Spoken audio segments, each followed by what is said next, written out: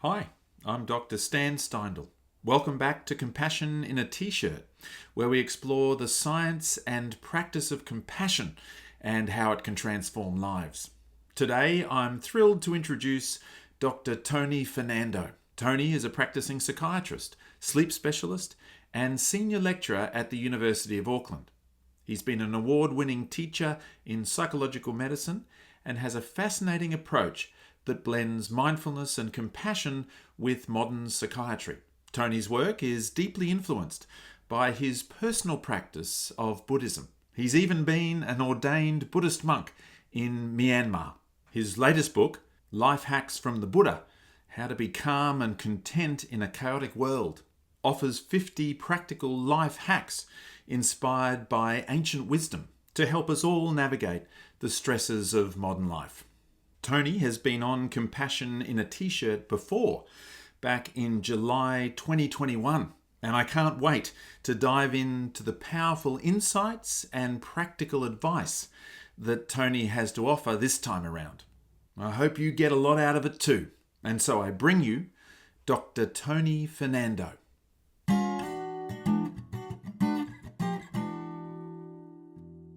Excellent. Well, Dr. Tony Fernando, welcome to Compassion in a T-shirt. Thank you. It's my second time, isn't it? Is it second round? It is absolutely your second round. We talked in about 2021, was it, I think, or I 2020? think that's after my PhD. Yeah, Yes, on exactly. compassion. Yeah, medicine Yes. and compassion or something. Yes. In fact, I'll put the link to those previous episodes in the description below. Um, but no, I'm delighted to have you back because you have recently published this wonderful book. Congratulations. Really? Yeah. This beautiful yellow book with life hacks from the Buddha has been appearing around the place, and it's a wonderful read, full of your wisdom, but also the gentle humor that is very much you, and of course, yeah, 50 life hacks from the Buddha, 50 and plus one, 50 plus one. There is a final bonus a hack. bonus one from the Dalai Lama. Yes, exactly. I'm actually going to ask you about that one, I think, as we go through. I thought one way to do this today is to sort of explore some of those hacks, but I wondered, first of all, whether you could just tell us who was the Buddha? Yeah, so I have to make a disclaimer here. I'm not a Buddhist scholar, all right? So if I make mistake, please forgive me. But from what I remember, again, I didn't grow up in a Buddhist culture, so my understanding of the Buddha as a person is quite limited compared to people who grew up in Buddhist traditions. So the Buddha apparently, so he's a historical person, so he really existed. Was comes from a wealthy family, and I think might be royal or high level government family, like his father. And his father apparently wanted to protect him from suffering. So he was pampered, made sure he was always comfortable. And the story goes that even though the Buddha, Gautama was his name, um, was surrounded by pleasure and comfort, deep inside he knew there was something else, that this is not correct or this is not complete. And then there was the story of him venturing out of the royal palace and seeing someone who's quite old, and he was shielded from that. So it was, oh God, someone who's old, someone who's sick. And then the third one, he saw someone dead. So for apparently these are things which jolted him into, wow, this is reality. And I think that was the start of his searching. So he left the palace and did his own spiritual searching. He had lots of teachers, learned a lot from ascetics, so hardcore spiritual uh, folks who would do extreme practices of fasting to cleanse the mind and achieve different states of consciousness. But he felt that this is this is not right as well. So he came from a life of luxury, and now he's doing this extreme form of training. It's still not right. And then he ended up meditating under the Bodhi tree, and I forgot now how many days. And that's when he came to the realization of what's suffering, and also what's suffering and what can relieve us of suffering. That's when he came up with the core teachings of Four Noble Truths and then the Eightfold Path, which are they're the backbone teachings of the Buddha. And the goal is actually relief of suffering in this life. Hmm. One of the things that occurs to me as I hear you sort of beautifully recount that story is that there was something actually in his father that was right from the start trying to relieve his suffering, that in a funny sort of way that was his intention too. Yeah. And perhaps too those monks that he learnt from or teachers that he learnt from, it was often a sort of a wish to relieve suffering, and he was just finding that those sort of either extremes weren't quite Or complete or weren't quite yeah, right. There was from luxury to austerity, and somewhere in between, I suppose, was his kind of discovery that there was and that's this what we call the middle way. the middle way is sort of and he was able to kind of detail certain steps, certain trainings Yeah, that really kind of take us on that road, that middle way towards yeah, alleviating suffering. yeah. Or alleviating suffering, or actually the opposite. Well, not the opposite, the flip side of that, because that sounds quite negative. Alleviating of suffering. Another way to interpret that is our search for peace is Hmm. actually alleviation of suffering. Or some people will say that our desire for happiness, but again, happiness is such a conflated term that I prefer peace and calm and contentment Yes. versus happiness. Yes, that's the subtitle too, isn't it, of your book, How Yeah, to Be Calm and Content in a yeah, Chaotic World. It's sort of, and I think perhaps would you include sort of flourishing in that as well? Is that a part of to sort of alleviate suffering, to find calmness, peacefulness, contentment, and then growth and flourishing? Would that fit in? yeah, because that becomes part of it. Like, I think if you're at peace, if you're content, flourishing and the growth becomes part of it. I think, um, but the concept of flourishing and growth for a lot of people is just too abstract. Let's just focus on keeping things simple. Yes. Okay. Good. Yeah. Good. Good. Good. Would you be able to sort of maybe elaborate on the Four Noble Truths, the Eightfold Path? Is that something Yeah, that's I can. Again, I have to be careful because I'm not a Buddhist scholar. This is yes. my interpretation.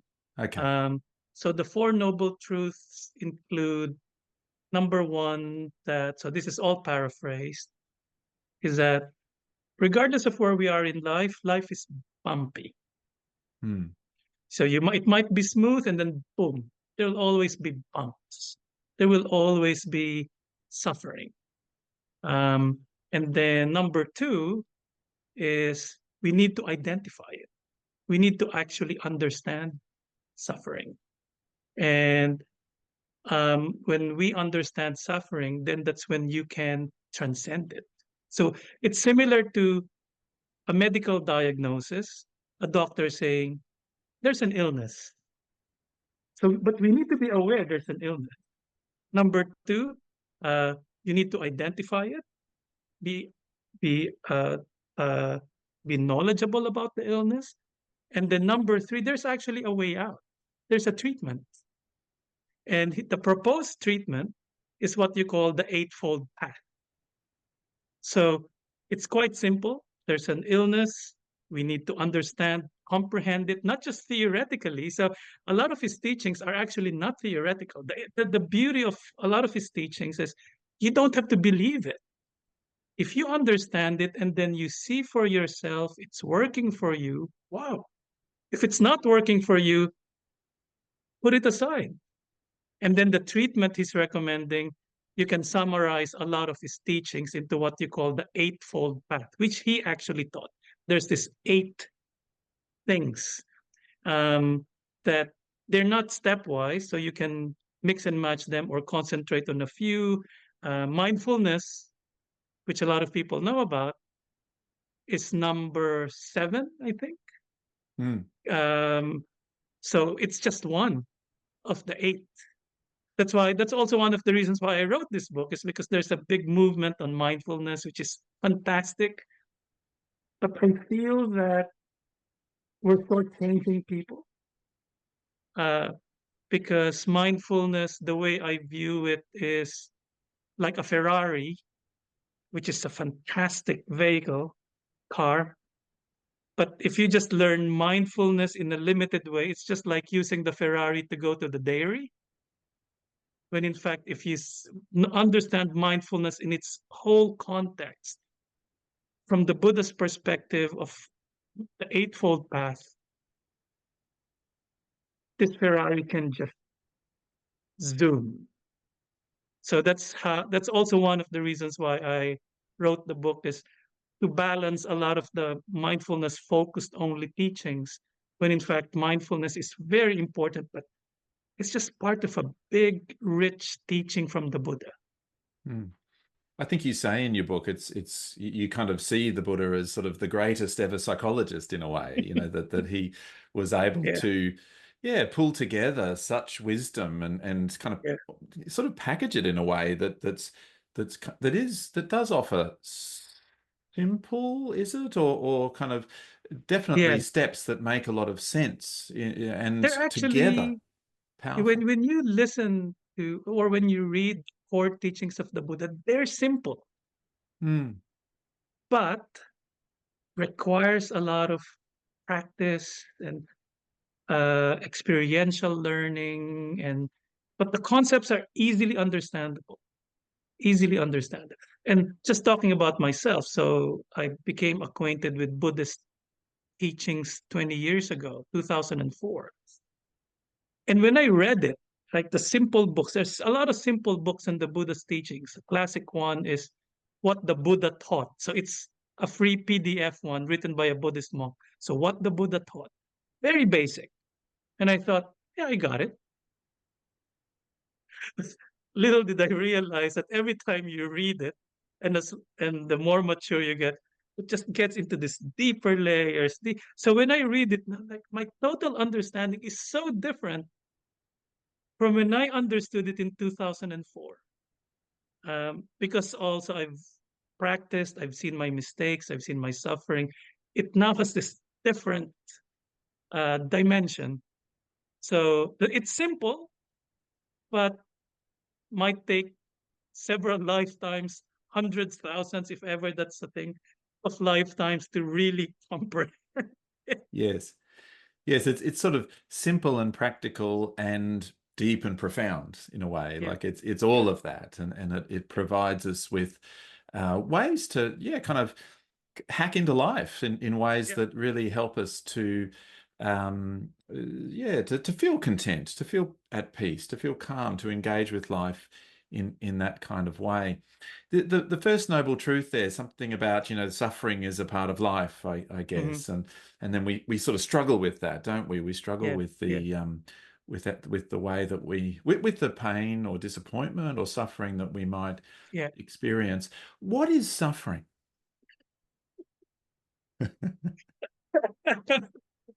That's a big topic. So lots of uh, explanations or definitions. I like to keep it simple. You already know me. I'm a simple-minded person. I'm not into philosophy. I like things very simple. My mind's a little small to comprehend big concepts. So the way I've understood suffering from a Buddhist perspective is suffering is, suddenly I forgot my definition. So suffering is not being at peace with what is. That's one. Right. Yes. That's one. Not being at peace with what is at the moment. So, uh, example would be simple one would be I have a toothache. So that's pain, but pain does not mean suffering. So if I have a toothache and I just know, well, I have this sensation, it's uncomfortable, I'm okay.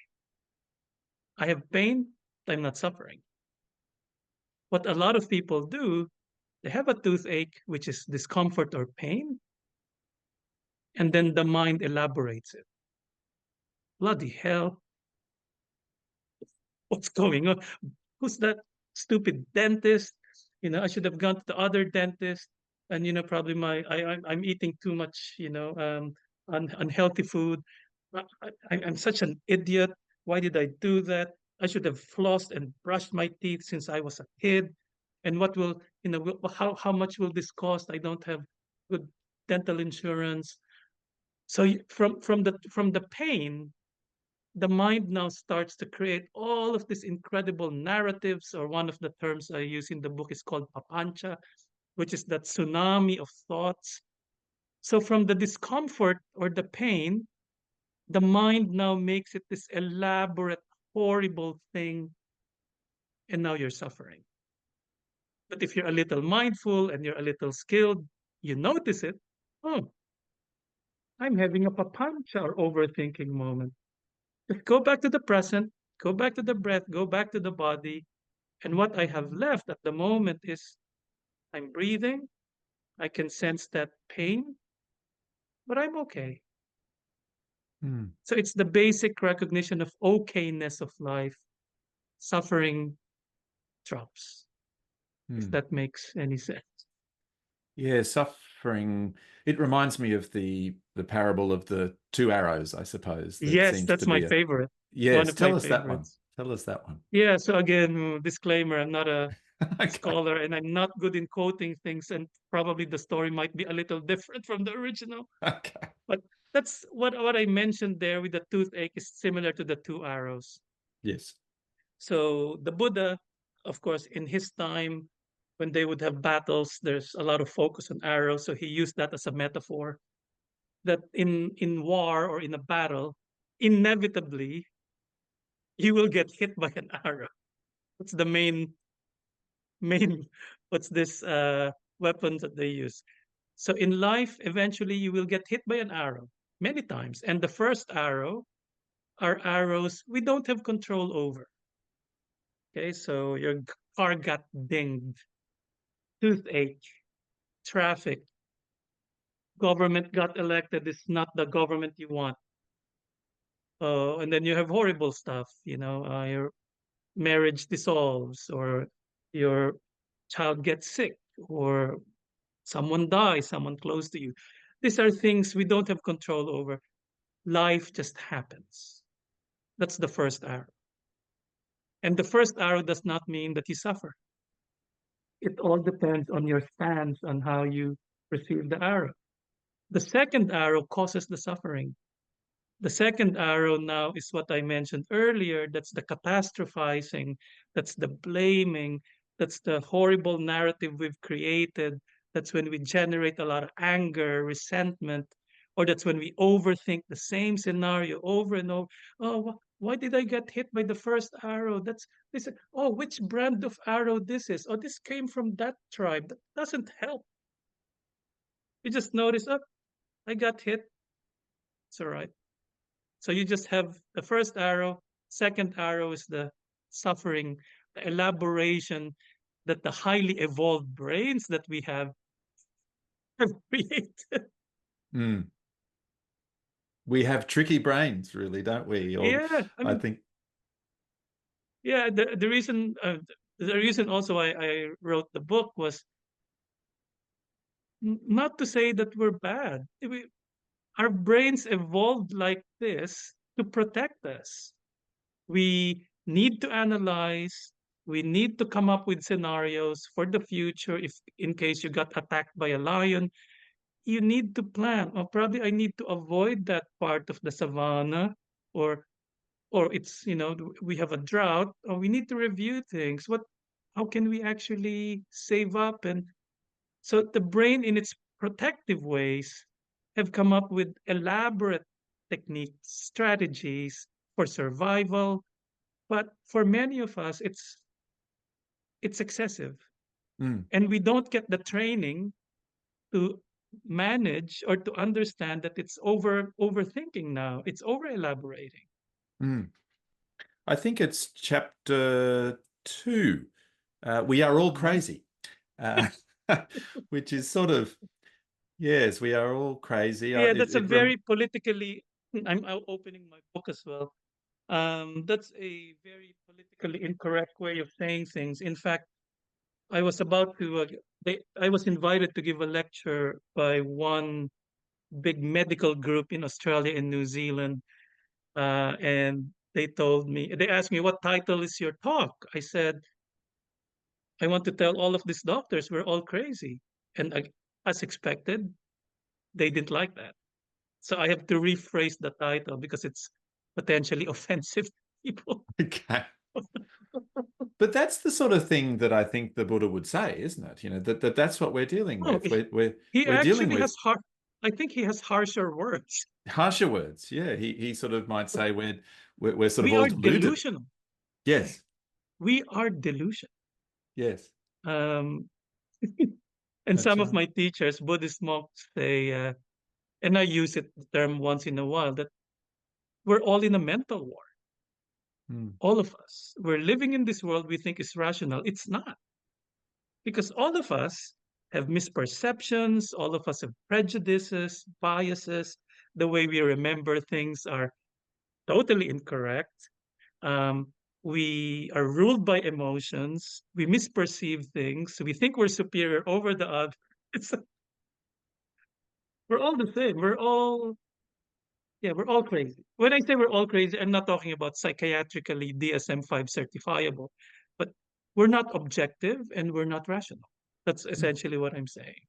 Yeah, and our minds really sort of create a lot of suffering through self-criticism or worry or catastrophizing or ruminating or all of those Yeah, various little bits and pieces that we find ourselves doing when we struggle with something, when we yeah, struggle with the pain or someone that naturally does mhm, arise, or when we struggle with not having the things maybe that yeah, we wish we would have. I really appreciated your definition. It's that kind of struggling with the way things are, in a yeah. sense.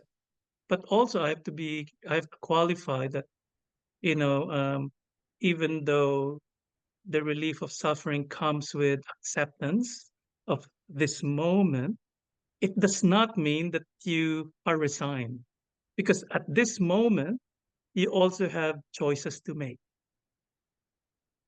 on how to move towards the future. So sometimes people say, "Oh, does that mean being a Buddhist you just accept being beaten up by your husband?" I said, "No." But at that moment that you're being harmed, at the moment, you don't have a choice at that moment, but to not to elaborate the story, but at the same time you need to plan what do you do next. You might need to call the police. You might have to. So it does not mean just surrender. Okay, beat me up. That's Mm. spineless compassion. Mm. Yeah, So it also mindfulness is, requires making choices, actions yes. informed by wisdom. And coming from a place of care and discernment, I guess, Yeah, as they say, coming and from a place of non-harm, non-harm. because you of not to cause harm further to yourself and also to others. Mm. Your book offers wonderful details, anecdotes, insights, but also these 50, I guess, plus one life hacks.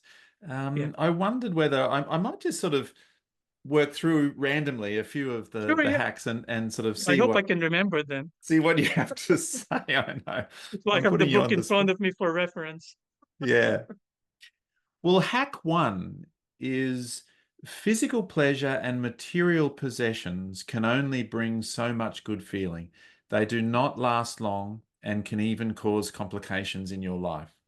Yeah, And as disappointing as that might feel a little bit, that I can't just, buy my happiness, Yes, it's a profound place to start. So yeah, tell us about that one first of all. Yeah. So all of us, all of us just want to be happy. Okay, I'll Mm. start from it. All of us just want to be happy. And in our current day and age, the emphasis on materialism is probably more extreme than other generations. That you can buy your happiness. You can, if you possess this nice car, you'll be happy. Or if you live in this nice big house, you'll be happy. Or if you eat the nicest, most expensive lobster, you'll be happy. But the truth is, yeah, temporarily, when you have a dopamine spike from having that expensive lobster, the dopamine spike, which is temporary when you publish that incredible paper, the dopamine spike after you get a big paycheck. And then what happens is that it drops again. That's the nature of the brain. When you have something fun, dopamine spike, and then boom. And then if you're not that, I don't want to say you're not that smart, but if you're not that insightful, what you do for most of your life is just to chase that. But chasing it, I'm sure you know of, yeah, we don't have to talk about specific people, but people who've just accumulated so much and they're still the most miserable people. I know academics who've published so much that, oh my goodness, they're close to getting a Nobel Prize, but they're unhappy. I know people who've accumulated so much expensive shoes. I cannot believe it. Like, I didn't know that shoes can be as expensive as a few $1,000s, and they will have it. It's like, but they still want to get the next one. So it's profound, but it's obvious. Well, actually, no, it's not that obvious. That's why I put it as my hack number. So essentially, what I'm pivoting people to think that, yeah, all of us want to be happy. We want to experience pleasure and accumulate stuff, but that's limited. That's Yes. very limited. And the Buddha experienced that too. Yes. He had all the luxuries, but he said that this is not enough if I want to relieve myself of suffering or experience peace. Mm. Yes, it's that notion of hedonic adaptation, isn't Yep, it? We sort yep, of keep chasing the next thing only to habituate to that and kind yep, of want more. It yep, becomes a relentless pursuit in a way yep. and a source of suffering. It's sad because if people knew a different way, probably I'm hoping they would see that well, this is not enough. And you already know accumulation can also cause a lot of problems, not just in terms of relationships. You start not valuing relationships, but also its effects on the earth. We have very limited resources, which so capitalism for me has a lot of problems. And the Mm. focus on material wealth more than what we need. But I'm also guilty of that. So don't think I'm this monastic. How many Buddhas do I need? I've Yeah. already stopped collecting, but there was a time when, oh, that's a beautiful Buddha. Oh, that's nice. And then after a while, it's just in a corner. So I've stopped collecting Buddhas, and now what I do is I gift them to special people, and probably I might get another one, but I'm aware that having 2,000 Buddhas will not make me happy. Mm. Yes. It's no different than 2000 shoes, I guess, Yes. or in a funny sort of a way. But yes, there is a sort of a sting in the tail, isn't there? The pursuit of material possessions, for example, it does affect us on an individual level. And Mm. if you have a fancy sort of garage door that opens automatically, then you have to deal with it every time it breaks down, sort of thing. It's sort of difficult even in that way. It's difficult in our relationships too, that it Mhm, can mhm. have an effect there. But yes, the way that it can really start to affect the whole world is Yeah, kind of a cautionary tale. yeah.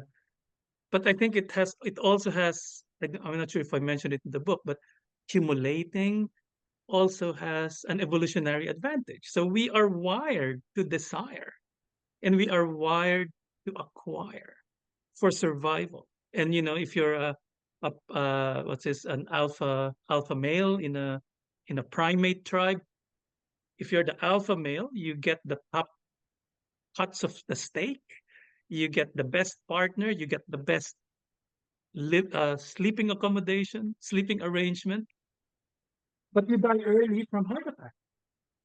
So that's been shown by studies on primate behavior that the alpha males, they die early, and a lot of them from cardiac events, apart from being killed by other competing primates. So it Mm. has its Yeah. it's not straightforward happiness being on the top. Yes. Yeah. Yes, that's where sort of pleasure, possession, happiness kind of get mixed up a bit, don't they? And Mhm. really the intention to move towards contentment and peace is actually really the healthy way to go, not just Yeah. in terms of our mental anguish or suffering in that sense, but physically as well. Hack 9 is train your mind to acknowledge that your reality is just one of 8 billion other realities. I suppose you kind of touched on that earlier a little bit, but Yeah. yes, what's the That's one of my favorites. okay? Um, um, I forgot now the term. Uh, psychological term that talks about, is it predictive processing or something? But anyway, um, the gist of that hack is that how I view the world, how I experience the world, my understanding of it, my beliefs, what I think is the world is like is very specific to Tony. Tony being someone who grew up in Manila from a Catholic family with 8 kids. We didn't have a lot of resources. I went to a local school, then went to a Benedictine school. I wasn't into sports. I hated sports. I loved classical music. I was a geek. And then I went to medical school. So all of these experiences, and then I became a Buddhist monk a few times. So my perception of the world, my reality, my subjective reality is totally just mine. And you have your own, and there are 8 billion other people who have their own subjective realities.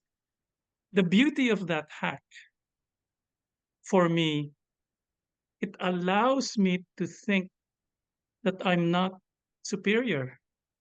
That if I have a belief, if I have an idea, I cannot grasp on it as if this is the only correct way. And you guys are all wrong because they have their own perspectives. So it allows humility. It allows also the ability to connect because by realizing that all of us have these different realities, all of us also have our different sufferings and dramas and insecurities. But the unifying thing with, even though we have 8 billion realities, is that they're actually universal truths as well. That all of us want to be loved. All of us want safety. All of us want to have food for the day. All of us want our children to grow up safe. So that concept or that hack for me is quite liberating. Hmm. Um, it makes me feel connected with everyone and understanding of if they have a different perspective. So I'm not sure if I explained that hack No, well. that's beautiful. You did very well. It's funny how I often feel like I'm the main protagonist in the movie of life, and somehow, Well, because that's how we evolved. We evolved to yeah. feel that we are the main protagonist. That's it's important. Mm, Otherwise, we will feel ineffective. yes, yeah. Oh, Anyway, I interrupted you. no, that's Yeah. okay. I'm glad you did because it's not my fault that I feel this way. It's your wiring. It's my wiring, but it's sort of there's a very humbling truth, isn't there? That there's actually Mhm. 8 billion, sorry, people, 8 uh, billion. 8 billion people in the world that all have their own sense of the reality of the world and their own sense of moving about as a kind of a protagonist, and let alone all of the other many living creatures as well that kind of, in a Yeah, sense, are experiencing their own reality for yeah, that matter. And it is very humbling. It's kind of reassuring. It is connecting as yeah, well, and it sort of puts things a little bit into perspective. Perhaps there's that yeah, common humanity element there yeah. that really comes And through. also a respect for others, like a respect for, people will have, and I've dealt with extremists. I've been a sort of extremist when I was younger, Catholic extremist. For me, there's understanding that all of us are conditioned from by different variables, different factors. For me, makes me respect people, even though they may have a totally different view of the world. Trump has a totally unusual view of the world, but if you understand him as he has his own quirks and upbringing and dynamics that made him who he is. Not to say that he's, don't want to make negative comments, but it's the same with others. We all have our quirks, we all have our dramas, and then we all have a different way of perceiving things. So Mm, we cannot just impose. mm, For me, that's important. So it's respect, and for us not to have this superior stance that we're the only right one. mm. So the grasping for self righteousness. I think hack number 9 is going to become my favorite too, Tony, potentially, because the other thing that I wonder whether it arises a little bit out of that insight is is empathy, or at least a wish to kind of cultivate empathy and perhaps even Yeah, sympathy for others, just that recognition that we're all sort of struggling with the same sorts of things, doing the best we can with life yeah, and so on, and we all have these different experiences and different kind of ways that then presents itself in who we yeah. become. And also for me as a psychiatrist, and this might be relevant for people in mental health, is it makes me curious Hmm. as to why is my patient experiencing this? Not just from purely medical perspective, but to look at their backgrounds. I mean, probably I don't have to emphasize, psychologists are pretty good with this, but for a lot of people who are not in this field, uh, being curious is a really good skill to know people's stories and, oh, wow, that's fascinating and Mm, also quite humbling.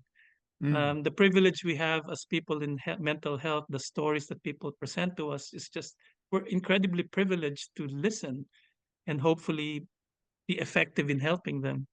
But mm. curiosity is for me an offshoot of the hack that we're all different. Yes. And Yeah. I cannot assume. I just cannot assume things Mm, to people because that's what happened to me. I just cannot assume that. mm.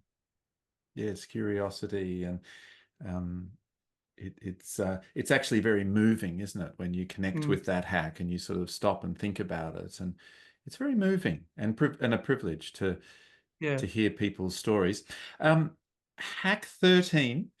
Uh, I have to look I at my. like I like this one as well. Before you say anything, check Ah, whether it's true and timely, yeah, whether it will result in peace, and whether it is gentle and not gossip.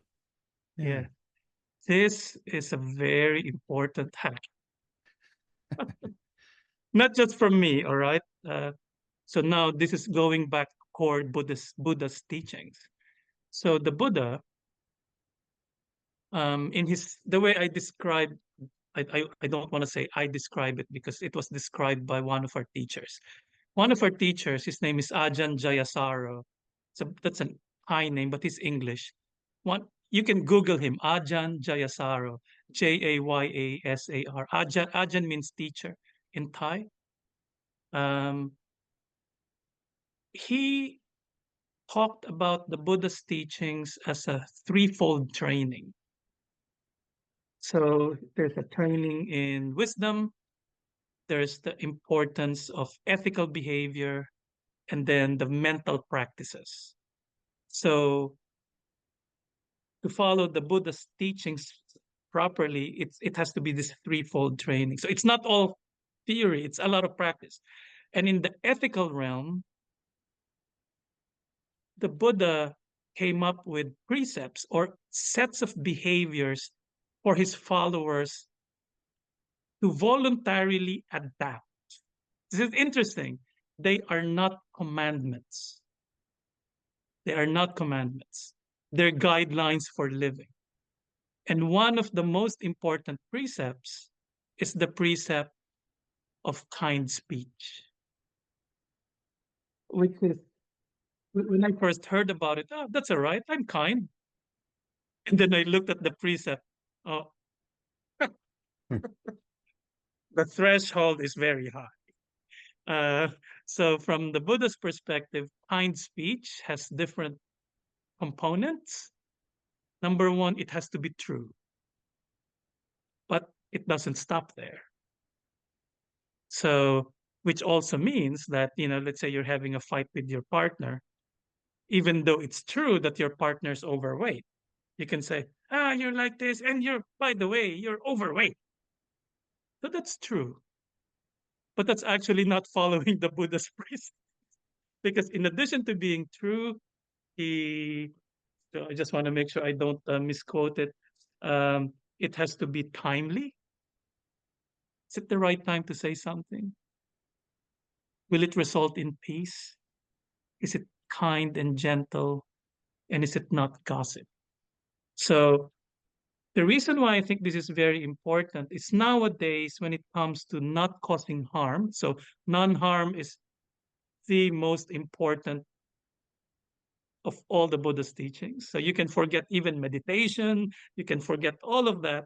But if you're operating just mainly in a non-harm mode, you're partly there.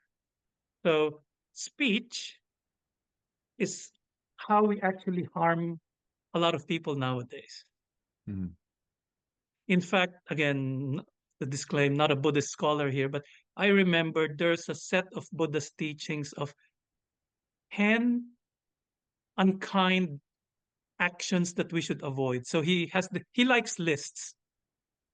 And of the 10, 4 are related to speech. Mm. That's how, even at his time, that's how he values the importance of kind speech. So, however, in the West, the way we focus on speech is as long as it's true or sort of true, we can ram it down. We don't care who we run over because it is true. That's that doesn't result in peace. That can result in chaos. That can result in wars. So there has to be a very an important component of speech is it kind? Is it timely? Will it result in peace? So sorry for dominating the discussion. No, But no, no. I was just thinking that, boy, in certain forums, we've moved a long way away from that, haven't we? For mm, example, Twitter, I guess, or X or whatever mhm, would be a really blatant example where I struggle with it these days because there seems to be so much unkind speech, yeah. and Even though it they're does. true, they can be true, Mm. I but it's still think so, unkind. although I noticed you also said, like people might feel like they can say it even if it's almost true, but I also feel like people are saying untruths a Yeah. lot, actually. Yes, that's true. Um, Yeah.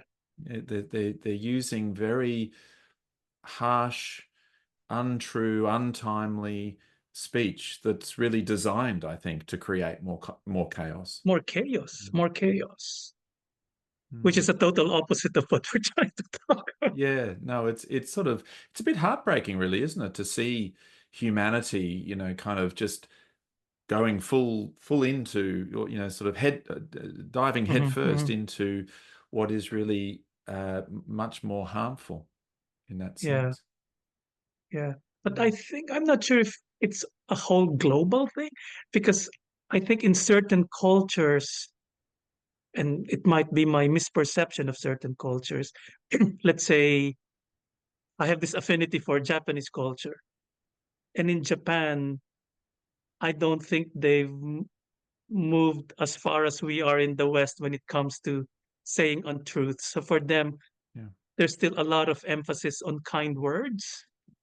Mm. So it's not a wholesale deterioration of the world, I don't think, but we have No. pockets of excellence where Pockets. people still strive to remain kind and avoid gossip or avoid mistruths. Yes. Um, so I'm not sure, probably same in Bhutan, Mm. but the rest of the world, there's yeah, truth is Oh. malleable. I mean, even on Twitter, there are little voices like my own trying to post about compassion. But on a place like that, I don't tend the loudest, most seen voices are often the ones that say the most controversial things in a funny Yeah, sort of a way. But you do describe 5 precepts, I guess, yeah, there, yeah, which is the kind and honest speech, harmlessness, non-stealing, avoiding sexual misconduct, and avoiding intoxicants. yes, yes. So So those are those. the basic precepts that Buddhists or practicing Buddhists try to follow. Hmm. Um, of course, the most difficult, I think, for a lot of Buddhists would be the intoxicant part. But Ah. uh, yeah, because the Buddha was categorical. Like, if you want to follow the precepts, you have to avoid intoxicants. But nowadays, in our culture, it's so accessible. But from a Buddhist perspective, you're not sinning, all right? So it's not a sin to break the precept. It's not a sin, but it's a slippery slope to lack of peace. It's a slippery slope to chaos. That's why the precepts are there, because my understanding is we are social creatures, and we're bound to interact with others. That's how we survive. We're a group species. And for the group to live in harmony, because if again the teachings of the Buddha is for calm and contentment and peace. If you want to remain in a peaceful environment, there has to be harmlessness with others. So that's the reason for it. And if you also practice a lot of harmlessness, it actually changes how you view the world. Your view is actually softer. There's less of the me.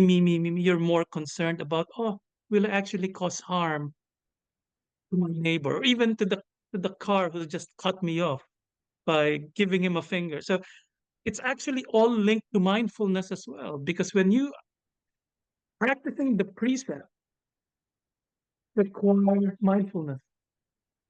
Mindfulness is not all about let's pay attention to the present, let's breathe, but it's also being conscious of our urges, of, oh, I'm moving towards possibly saying something unkind. Oh, okay, back off a bit.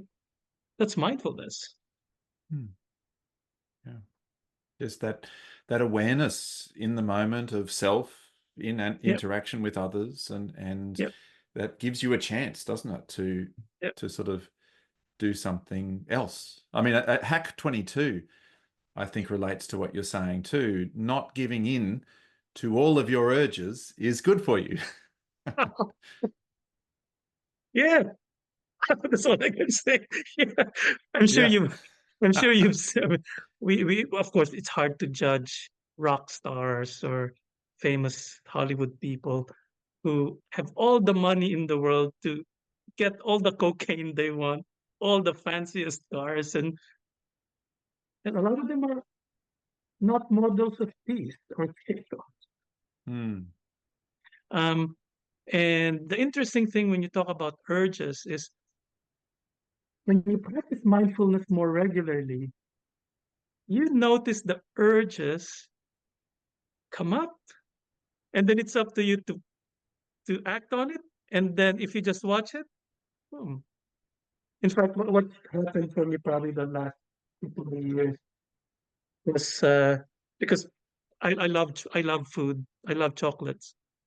And before I will just blindly walk into the pantry, grab a chocolate. Oh, that's all right. I'm fit anyway. I exercise. Oh, okay. But now, with a little more mindfulness practice, I notice I'm just walking around the kitchen. I see the pantry, and I can notice the slight, oh, there's chocolate. You want some? So now with mindfulness, the whole quick action before of grab, then without realizing you've eaten half a block of chocolates. Mindfulness allows us to notice, oh, the pantry door signals to my brain there's chocolate. You love chocolate. Have some. You're okay. You swim. It's all right. But now I can see it slow down and oh, it's all right. Of course, I don't, of course, I give in once in a while, but I'm more conscious. So noticing the urges come and go. So you can see if you always give in to the urges, you become a slave Mm. and it causes chaos. Causes chaos. I even do that when it comes to the phone. So now I notice even just the urge to check your phone, Touch it. Mm. touch it. I've seen it even when I'm doing telehealth. My patient is starting to bore me. It's like, oh my, it's the same stuff. So my 8 billion reality hack isn't working. I'm not curious anymore. I can see the urge to, Tony, you can just check your email. It's there. She won't notice. I said, oh, okay. No, that's all right. Yeah. I'm not sure if I'm making sense. I'm just rambling, No. Stan. No. I think it's interesting how mindfulness does weave through a lot of it. Yeah. It becomes the path to these various choices that we might Yeah. make, and we are kind of stimulus response kind of creatures. You know, Yeah. we Yes. something, there's a stimulus and boom, up comes this automatic response, and yet mindfulness is the thing that can just sneak in between there maybe Yeah. and kind of It help notices us it. with the choice. Sorry. It notices it. Oh, okay. You see the pantry, there's the urge, you have a choice. It's neither good nor bad, but now it's the action is now with full consent. Yes, yeah, that's a nice way actually to It's think nor about it. it's now It's full consent when I do yeah. something. Yeah, I like that actually. I feel like that's a really good way to think about, that these are moments of self-consent in a way. Yeah. Yeah. Mm. And then we don't become a slave of our urges. Our urges will always be there, Mm. but you don't become a slave of it. I mean, Mm. of course, you give in, hopefully, if it's healthy. But a lot of the urges are unhelpful, like the Mm. urge to say something mean or the urge to chunk up the guy in the traffic light because he's 1 second late. So just know that, oh, it's all right. It's all right. But if we're a slave of our urges, F you, finger, uh, it's not a fun way to live, No, to be a for slave of the anybody. urges. Mm. It's hiring. Yes, yes. Actually, Hack 27 is a kind of a nice little pair to Hack 22. So Hack 22 is about not giving in to all of our urges, and Hack 27 is about giving generously. And that will help you to feel better. Yeah, so it's one of my favorite uh, practices I've learned in Buddhism is generosity. Mm. Um, I've been witness to it so many times, and I become tearful when I remember how people were so generous to me when I was a monk. And Buddhists are famous for their generosity without, of course, I can't generalize, but the circles I circulate in, without brandishing their names and no recognition. So yeah, generosity is interesting. Very smart. Again, I'm just guessing of how the Buddha taught. All right. So apparently, in many of his lectures, even lectures that are very deep, he always starts with talking about the importance of generosity. I think, again, I'm just guessing, generosity is a universally liked practice. And when someone talks about generosity, even just me listening to someone being generous, I have the feeling of, wow, that's nice, that's great. So it allows people, when they hear about generosity, it allows them to feel good. And also the spark of wanting to give also is lit. Um, but generosity is it's a very important practice in a lot of ways. So in an obvious way, it helps other people. Okay, we make it a little easier for others. We, in a way, lessen their suffering. And generosity is not only material generosity.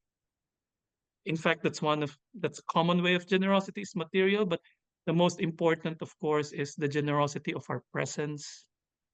So us, as you know, in care, people who give care, our presence is really important.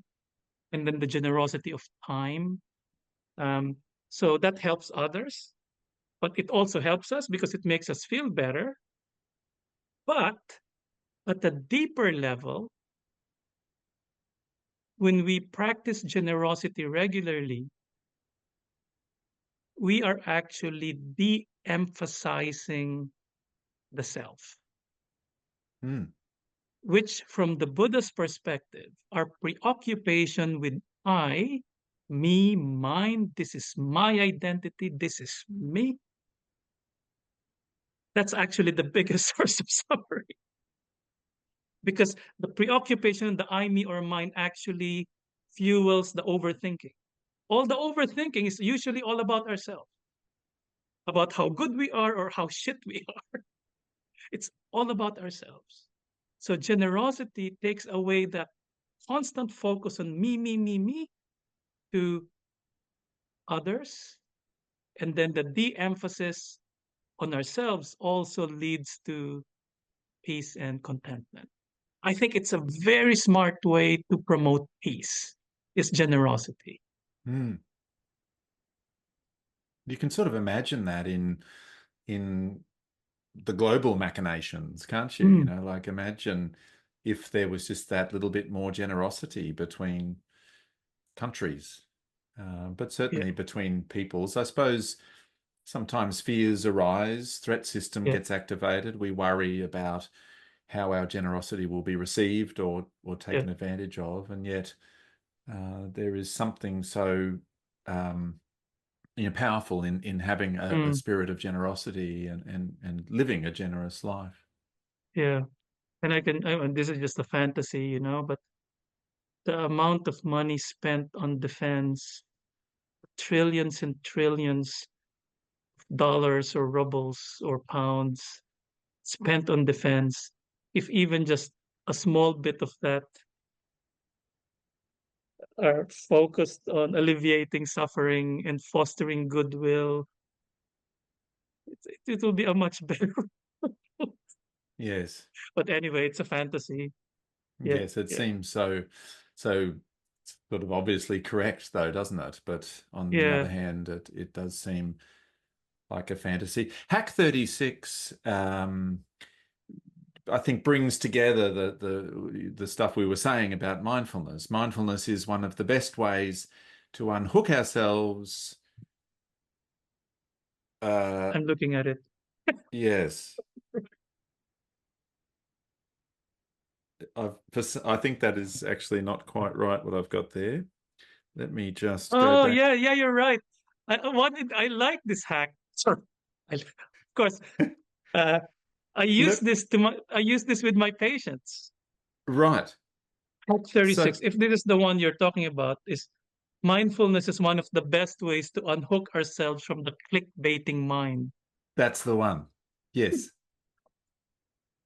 It's like that. The mind does the clickbaiting, and all of a sudden, oh, let's click on that. But it's Yeah, so yes. How do you use that yeah, hack 36? yeah. Um, I'll speak clinically. Then I'll talk about myself later, but I'll talk about the patient.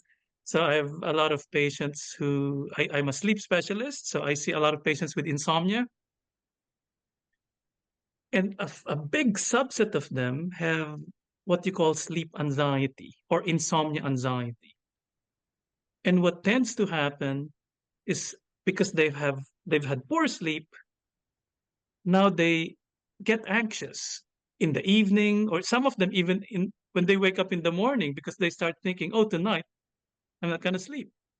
So we talk about thoughts, what are triggers for this kind of thoughts. And often a lot of them, let's say in the evening, they're starting to relax. And then in their mind, there will be an idea, you're not going to sleep tonight. So with mindfulness practice, so this is not easy without mindfulness. With mindfulness practice, one of the skills we develop is we realize thoughts are just thoughts. They come and go. They're different metaphors.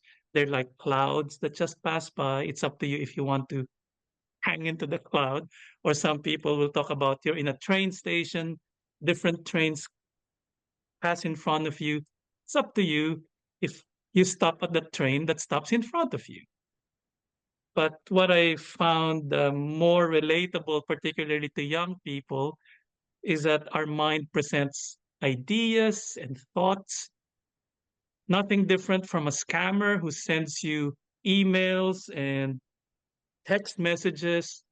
You just see it as it's just a message. I don't have to click. Yes. But the mind likes it. The mind's very good in like wanting us to click.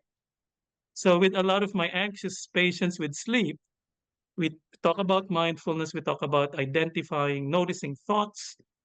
And if they have the thought of, you're not going to sleep, just view it as up to you to click it or not. Mm. Or if you just accept it's just a normal thought because you've had issues with sleep, and then focus on what you're doing again. You might be watching Netflix, you might be with your partner. With mindfulness, you can do that. Like it's just a thought, like a train passes by, or like a text, you ignore it, then other texts come in. You don't need to click. I like that because it's quite relevant. It is, and anxious thoughts are so clickbaity, aren't they? Like Oh, they very hard yeah, to resist yeah. the anxious thought or the angry thought or something like that. Yeah. And so it's a perfect metaphor for this day and age. Yeah. We have to put quite a lot of awareness and mindfulness into any given email or text we get, Mm-hmm. because so often if you click on it, it's curtains. So and let alone just social media and the way that Yeah. all of these little memes or titles are used to try to make us Mm-hmm. click, and the mind is sort of like that, Yeah, really. we like those. It's because they're interesting. Mm, And the mind is a way to create interesting thoughts about our fears or anxieties. But with patients, I don't have to tell them do this, do that. I ask them, all right, so you've clicked a lot of these thoughts the past few years. Have you found resolution? Oh no, it's made it worse. Okay, so probably might be a different approach is to learn how not to click, normalize them. Thoughts are just thoughts, like soap bubbles. They come and they go. It's up to you whether you jump into the soap bubble and create a whole big story, which yes. hasn't worked. Most of the time doesn't work. Mm. Chapters 14 and 15 are about kindness and compassion, and sort of exercising kindness and Yeah. compassion. Although, the sort of aspects, the motivations, the thoughts and feelings and behaviors of compassion really permeate the book, I think, and Yeah. that's, a little bit at the heart of it. But hack 47 is treat everyone you meet as a friend. Yeah. Yeah. It's hard.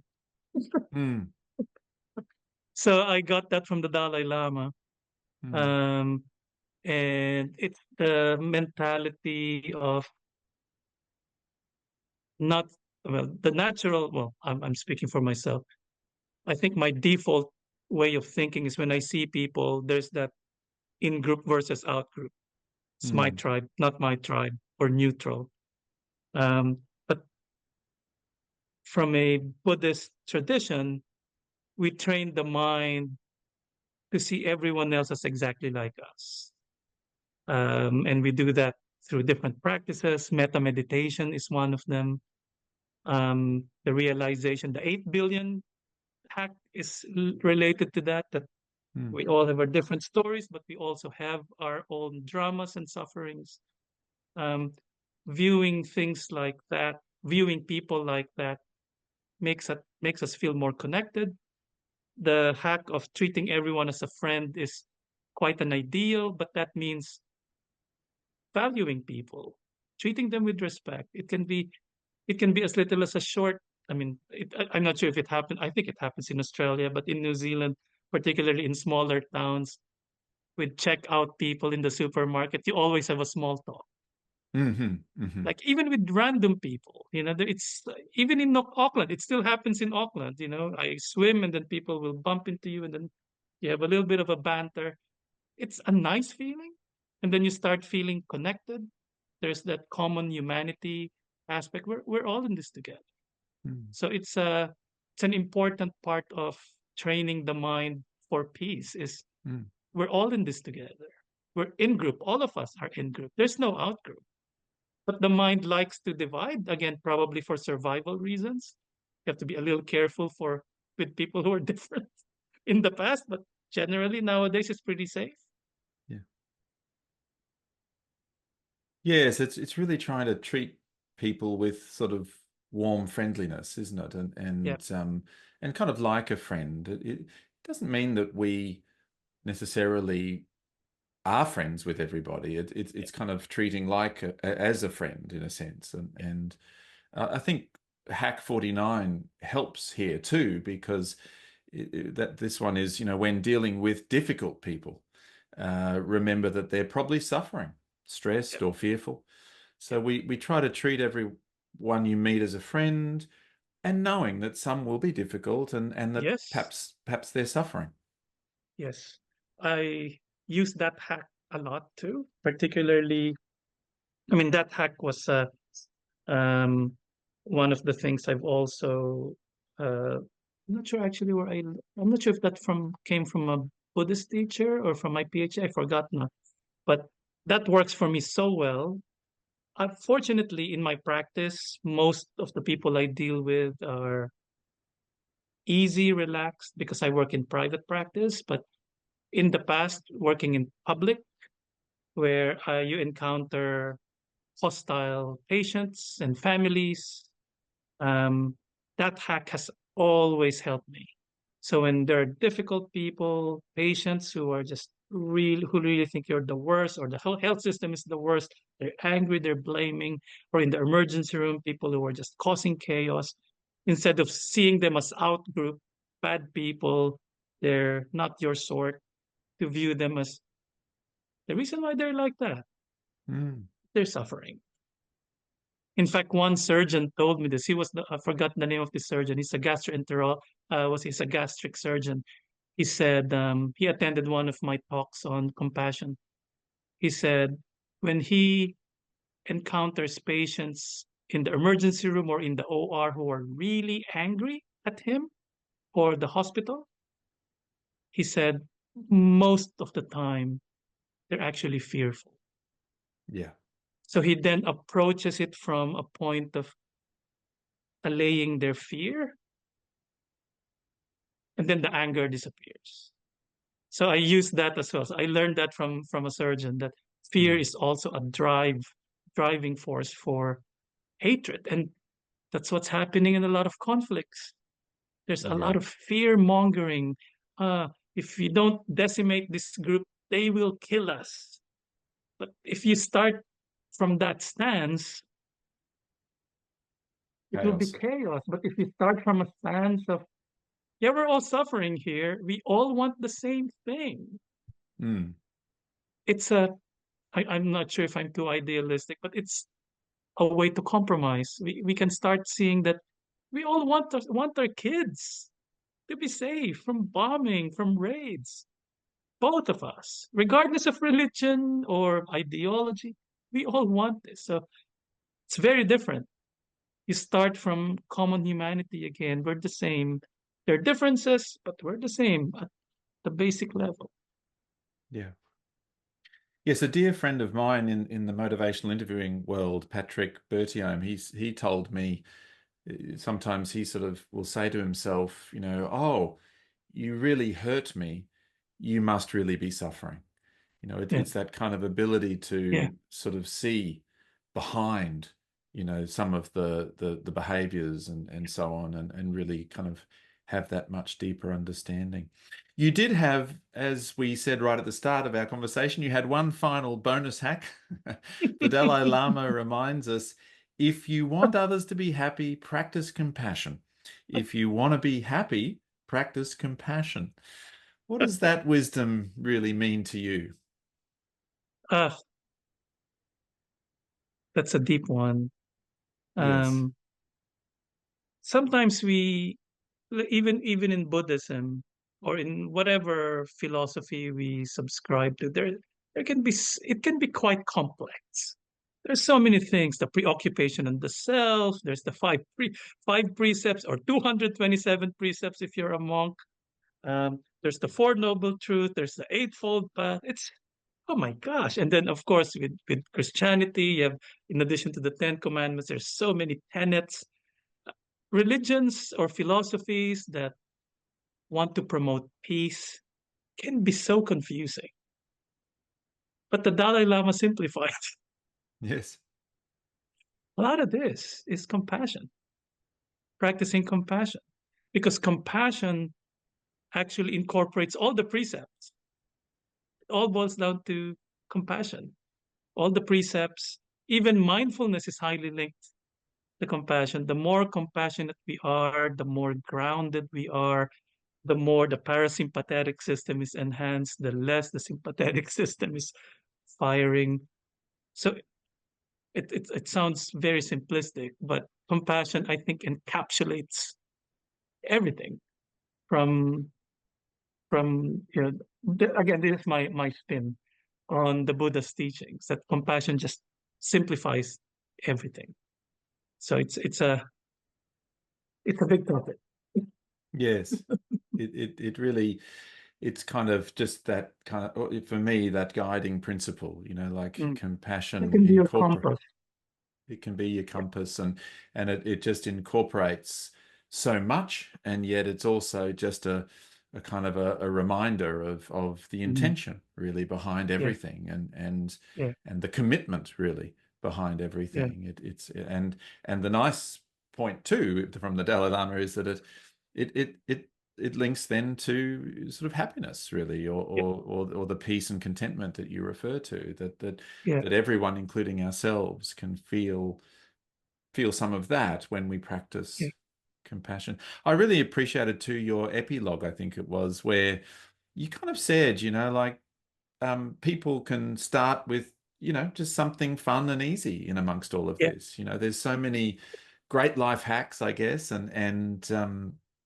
people might just choose a little bit here or there, or kind of practice that. I remember when mm-hmm. I was in Bhutan that the Lama we had a meal with sort of said, just 1 minute a day kind of thing. That's where you can start, and once you'll notice that you get to the end of that minute, and you'll want to do a second minute sort of thing, and it Mm-hmm. grows in a sense. And I, Yeah, I really felt like that was the invitation at the end of the book too, was just start with something, fun or easy or doable or achievable, something that means something to you, and take it from there. yeah, yeah. So for me, I might have mentioned it, but generosity is one of the easiest ones that people Ah, can practice. Just thinking, being a little more generous, extra for the day.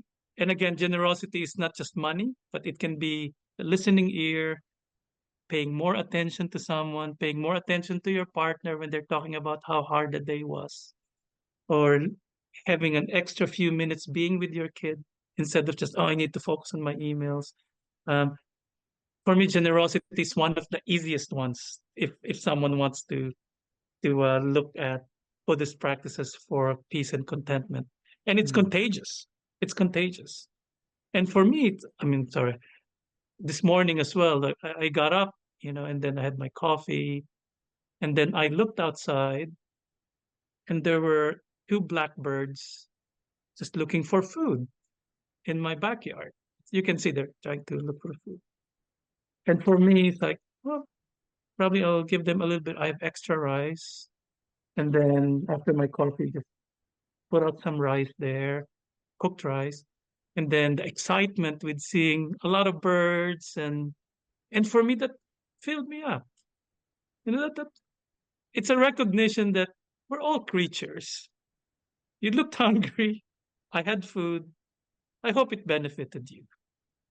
And that carried me for a while. Actually, I felt good in myself that I can actually alleviate other people's suffering. And then it goes back to compassion. So it's all linked, All linked. all linked. Yeah. But generosity for me, for those who want to dabble in this, don't bother with the hard precepts. Start with generosity. Yes. No, generosity. And to be honest, it's very generous of you to have been willing to come and speak with me on compassion in a t-shirt. So, Dr. Tony Fernando, thank you very much. Thank you very Appreciate much, Stan, for take number two. it. Take number 2. Take Yes, number two meaning second episode that I'm in your show. that's right.